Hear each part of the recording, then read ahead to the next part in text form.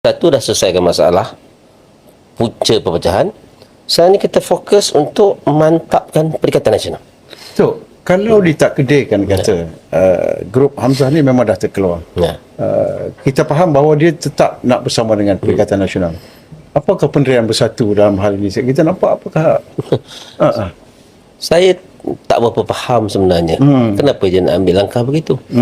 Sebab dia boleh saja kalau kata dia bercakap tentang konsensus nasional, dia bercakap tentang perpaduan Melayu Islam sampai ke Bangkok bincang.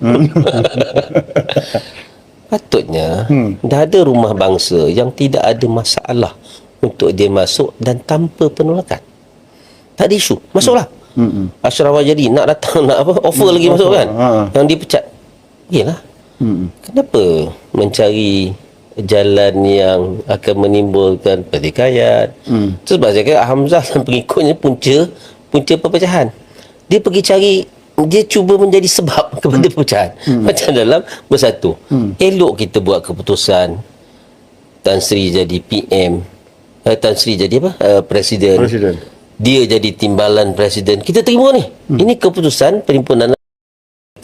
Kemudian naib-naib presiden kita terima. Orang dia kita terima dalam MPT. Tiba-tiba dia nak buat kudeta, nak jatuhkan Tan Sri, tak sampai setahun pun. Jadi sebab itu kenapa pilih jalan untuk memecah belahkan? Kalau kata kita niat hati kita suci bersih, bercakap tentang konsensus nasional, bercakap tentang perpaduan Melayu Islam, berbincang sampai ke Bangkok untuk menubuhkan rumah bangsa, carilah jalan mudah yang tidak menimbulkan perpecahan. Pergilah masuk rumah bangsa, duduklah situ sama-sama dengan UMNO tak?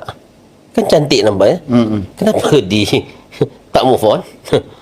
Dia boleh juga buat pilihan. Okeylah, sebab aku nak menyelesaikan semua orang, kita tak nak menimbulkan konflik, kita nak ada keamanan, bertenang sebentar. Dia boleh saja pergi solo. Katalah parti dia tu tertubuh nanti, kenapa tak buat pilihan pergi solo dulu? Kan? Dah ada penerimaan nanti, barulah offer diri.